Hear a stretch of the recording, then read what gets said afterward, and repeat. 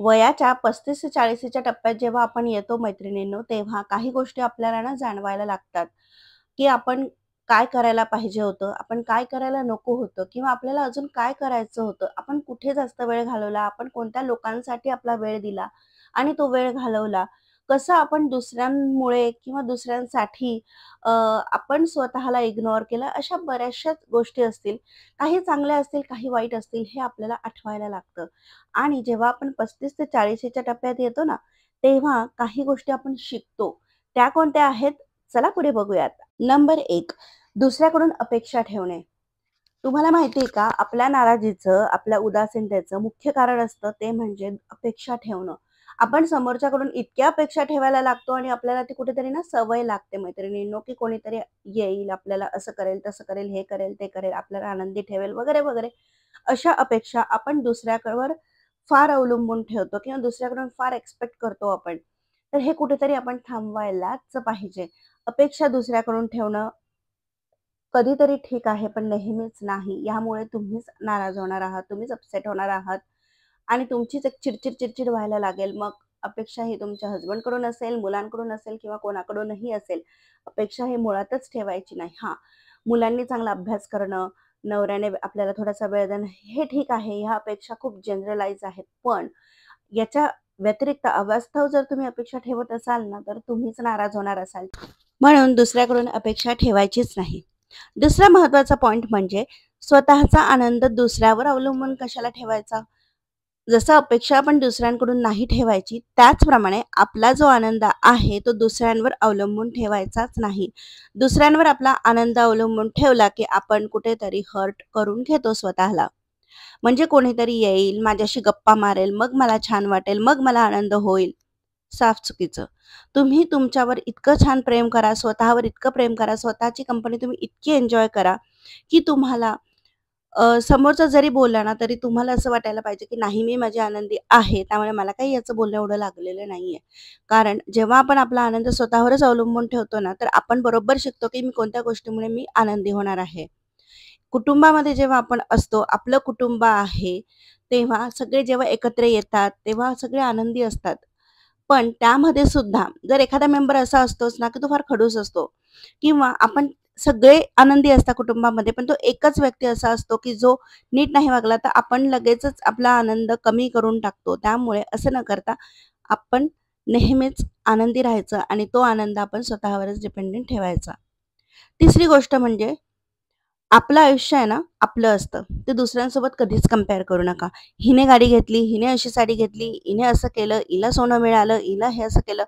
असा दुसऱ्यांशी आपण अजिबात कंपेअर करायची नाही. कारण प्रत्येकाचं हे आयुष्य वेगळं असतं. तुम्हाला नाही माहीत, की आपण ज्याच्याशी कंपेअर करतोय त्याचा पुढचा टर्न आयुष्याचा हा कसा असेल. म्हणूनच दुसऱ्याशी आयुष्य आपलं न कंपेअर करता आपल्याला काय दिलेलं आहे देवाने, यासाठी ग्रेटफुल राहणं हे फार गरजेचं आहे. आणि जिथे कंपॅरिझन येते ना, तिथे आपण स्वतःलाच दुःखी करून घेतो आणि आपल्याकडे हजार चांगल्या गोष्टी असतील, पण एकच आपल्याकडे जर ती जी समोरच्याकडे गोष्ट असेल, ती जर आपल्याकडे नसेल, तर आपण दुःखी होतो आणि आपल्याकडे काहीच नाही, अशा भावात आपण राहत असतो.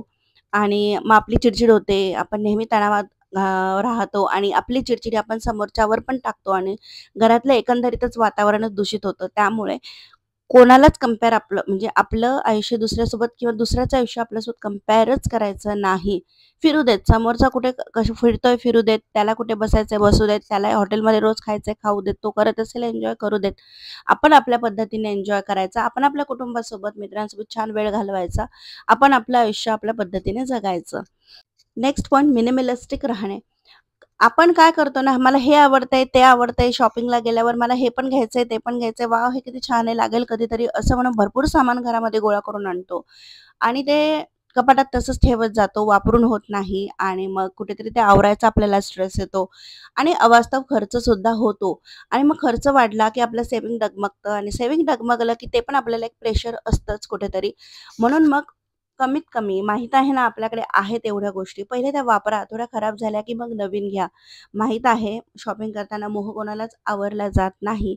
पण कुठेतरी जेव्हा आपलं वय वाढतं, तेव्हा कुठेतरी आपण हौस करायलाच पाहिजे. ऑफकोर्स करायला पाहिजे. हौसेला काही हे नाहीये, म्हणजे बंधनं घालवू शकत नाही. पण जर गरज असेल तिथंच घ्या किंवा गरजेव्यतिरिक्त खूप जास्त पण नेहमीच नका घेऊ आणि जरा घरसुद्धा तुमचं सुटसुटीत मॅनेजेबल राहील.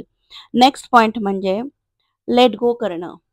आता हा मुद्दा ना खूपच मोठा आहे. मोठा म्हणण्यापेक्षा ना जमतोच असं नाहीये, पण हा शिकला तर येतो, की लेट गो करणं. कधी काळी कोणी आपल्याशी चुकीचं वागलं असेल, कोणी काही आपल्याला बोललेलं असेल, कोणी त्यावेळेस त्या सिच्युएशननुसार तसं आपल्याशी बोललं असेल, आपल्याला हर्ट केलं असेल आणि भले तो व्यक्ती नंतर आपल्याशी चांगला पण झालेला असेल, पण आपल्या मनामध्ये तेच इन्सिडेंट इतके रिपीटेडली मनामध्ये येत असतात. आणि जसं-जसं आपण ते आठवतो, भले आता तशी परिस्थिती काहीच नाहीये, पण आपण आठवून आपल्या बॉडीला तेवढा जास्त त्रास देत असतो. म्हणून समोरचा चुकला ते आपल्या हातात नव्हतं. समोरचा चॅप्टरपणे वागला ते आपल्या हातात नव्हतं. मग आपण कुठेतरी त्याला लेट गो करायला पाहिजे, म्हणजे सोडून द्यायला पाहिजे, की बाबा ठीक आहे, तू तुझ्याप्रमाणे वागला, पण मी सोडून देते, मी माफ करते. लक्षात ठेवा, की तो असा वागला, पण माफ करायला शिका, लेट गो करायला शिका. यामुळे तुमचंच मन हलकं होणार आहे आणि मनामध्ये कशाला राग एवढा ठेवायचा, की त्याचा त्रास आपल्याला होईल. कारण प्रत्येक जण ज्याच्या त्याच्या जागी खूप छान आहे, आनंदी आहे, मस्त आहे आणि मग आपण तेच सिनारिओ आठवून आपल्याला त्रास करून घेतो. म्हणून सोडून द्यायला शिका, माफ करायला शिका. बघा आयुष्य किती तुमचं सोपं होईल आणि तुम्हालाच हलकं वाटेल. पुढचा पॉइंट आहे मैत्रिणींनो, की दुसऱ्याला बदलायला जाऊ नका. आता इथं तुम्ही म्हणाल मुलांना वगैरे शिस्त लावणं हे ते नाही, आपल्या मुलांची गोष्ट नाही. पण जे मोठे असतात, त्यांना काही एक सवयी असतात. सवय म्हणण्यापेक्षा नाही एखाद्याचा स्वभाव आहे. त्याला असा पटकन टोमणे मारायचा स्वभाव आहे. तो आपण नाही बदलू शकत. पण आपण ते काय करतो ना, बऱ्याच वेळा ते बदलायच्याच मागे लागतो. तर समोरचा तर बदलणार नाहीये, पण आपल्यालाच त्याचा त्रास होतोय. त्याला वागायचं तो तसा वागतोय, कारण ती त्याच्या सवयीचा भाग आहे. पण आपण त्याला बदलायला जातोय, तर आपल्याला त्रास होतोय. कारण तो आहे तसाच आहे. त्याच्यावर आपण बोलल्याचा परिणामच होत नाहीये. परिणाम कोणावर होतोय मैत्रिणींनो? आपल्यावर होतोय. त्यामुळे तुमच्या समजा घरात कोणी असं असेल, तर इग्नोर करायला शिका. बदलायच्या मागेच लागू नका आणि एक्सेप्ट करा, की ओके या माणसाला आहे बाबा टोमणे मारायची सवय किंवा एखादी व्यक्ती असते घरामध्ये, की आनंद सगळ्यांना झाला असेल ना, ती बरोबर मिठाचा खडा टाकणार किंवा तिलाच काहीतरी चुकीचं त्याच्यातून काढणार. असे असतात, खुसपटं काढणारे लोकंसुद्धा असतात. पण मग त्यांना कुठे आपण बदलायला किंवा त्यांच्या नादी कुठे लागायचं ना, शेवटी त्यांचा स्वभाव आहे, आपल्याला माहीत आहे ना, मग त्यांना सोडून द्यायचं, जाऊ द्या. त्यांना कुठे लेक्चर द्यायचं आणि त्यांना बदलायच्या मागे लागायचं, असं करायचंच नाही. सोडून द्यायचं. नेक्स्ट गॉसिप करणं. जेव्हा आपण अशा फ्रेंड्स जमतो किंवा अशा बहिणी-बहिणी जमतो, मोस्टली फ्रेंड्स जेव्हा आपण जमतो, तेव्हा आपण काय करतो बऱ्याच वेळा, की एखादी समजा त्यातली फ्रेंड नसेल, तर तिच्याबद्दल गॉसिपिंग केलं जातं, की ती अशी, ती तशी, ती तशी. नाही, स्टॉप करायची ही सवय अतिशय टाईम वेस्टिंग आहे आणि चांगली नाहीच ही सवय, की दुसऱ्यांबद्दल गॉसिप करणं. ज्या व्यक्ती तिथं आहेत, ज्या मैत्रिणी तिथं आहेत, ज्या बहिणी समजा तुमच्या तिथं आहेत, त्यांच्याबद्दल बोला, त्यांचे तुम्ही गप्पा-गोष्टी करा. पण जे नाही आहेत, त्यांच्याबद्दल गॉसिपिंग करणं टाळायचं आहे. नेक्स्ट महत्त्वाचा पॉइंट तो म्हणजे दुसऱ्यांचं काय चालू आहे हे जाणून घ्यायचं. म्हणजे काय होतं आपण बेसिक चौकशी आपण करतो ठीक आहे. पण काही जण असे असतात ना, की ती दुसऱ्यांच्या आयुष्यात काय चालू आहे हे इतक्या चांगल्या पद्धतीने काढून घेतात, की त्यांना फार आणि ह्या गोष्टीमध्ये इंटरेस्ट असतो, की ह्याचं काय चालू आहे, त्याचं काय चालू आहे, त्याच्या आयुष्यात काय घडत आहे, त्याने काय घेतलं का, त्याने हे केलं का, त्याने घरं घेतले का, हे घेतलं का, हे त्यांना इतकं इंटरेस्ट असतो. दुसऱ्यांच्या आयुष्यात काय चालू आहे ना, हे आपल्याला नाही माहीत आहे ना, हेच ठीक आहे. बेसिक जर आपल्या खूप जवळचे असतात ना, ते कसे आहेत, काय आहेत, कसं चाललंय, बरं आहे ना, इथपर्यंतच ठीक आहे. पण अगदीच खोल डीपमध्ये जर आपण जायला लागलो, की आपल्याच डोक्याला ताण होतो आणि मग आपल्या अपेक्षा वाढतात, मग कंपॅरिझन होते. त्यापेक्षा ना नकोच. दुसऱ्यांच्या आयुष्यात काय चालू आहे ना, हे जाणूनच घेणं सोडून द्यायचं. आपण आपल्या कामांमध्ये इतकं व्यस्त राहायचं, आपण आपल्या फॅमिलीमध्ये, मुलांमध्ये इतकं छान गुंतून जायचं ना, की आपल्याला बाजूच्या काय चालू आहे हेच नाही समजलं, आपण तरी चालणार आहे, इतकं आपण आपल्यामध्ये बिझी राहायचं आहे. हे आपल्या मेंटल हेल्थसाठी खूप खरंच महत्त्वाचं आहे. पुढचा आणि महत्त्वाचा पॉइंट म्हणजे जेव्हा आपल्याला समोरचा कोणी आपल्याला विचारतो, की "कशी आहेस? काय चालू आहे?" मग आपलं रडगाणं ना विदिन सेकंद आपण सुरू करतो. आपल्याला जर कळालं, की हा आपलं ऐकून घेईल बरं का, तर आपण आपलं रडगाणं सुरू करून द्यायचं नाही. म्हणजे कोणी आपल्याला विचारलं ना, "काय, कसं चाललंय? कशा आहात तुम्ही?" तर म्हणा ना, "छान आहे, मस्त आहे, चांगलं चालू आहे." किंवा ठीक आहे, व्यवस्थित आहे. पण आपण नाही, काय सांगू तुला, माझं हे दुखतंय, ते दुखतंय आणि असंच चालू आहे, घरातच असं चालू आहे, हेच याचंच टेन्शन आहे, याचंच मग असं आहे, तसं आहे. नाही, नका. त्याने फक्त विचारला सोपा प्रश्न, "काय आहे? कशा आहात? व्यवस्थित आहात ना?" तर हो म्हणा, मस्त म्हणा. आपल्याला काय होतं ना, जर आपल्याला कोणीतरी समोरचं आपलं ऐकून घेईल, असं जर आपल्याला वाटलं, की आपण आपली ना रडगाणं कुठेतरी सुरू करतो. आपल्याला असं वाटतं, की माझे प्रॉब्लेम सांगू आपण. आणि असं पण एकाला नाही, बऱ्याच जणांना सांगत असतो आणि आपले प्रॉब्लेम्स त्यातून अजून वाढत असतात, अजून वाढत असतात. कारण आपण जितकं त्याचं प्रॉब्लेमचं रिपिटेशन करू, तेवढे प्रॉब्लेम्स आपल्याला वाढतात.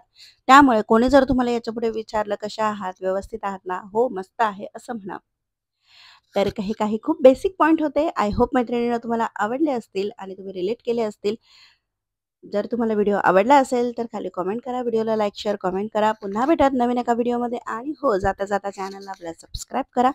तेव्हा चला मग पुन्हा भेटूयात नवीन एका अशाच व्हिडिओमध्ये. तोपर्यंत स्वस्त राहा, मस्त राहा आणि खुश राहा.